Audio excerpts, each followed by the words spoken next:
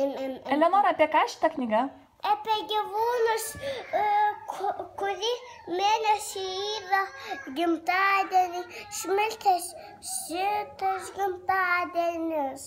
O galima susipažinti su jais? Kas ten gyvena toje knygutėje? Gerai. Taip. O kas čia pavaizduota?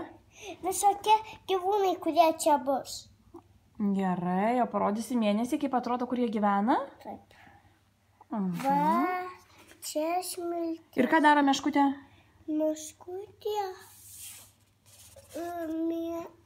žiūri savo namelėje, kur kad nieks neitų.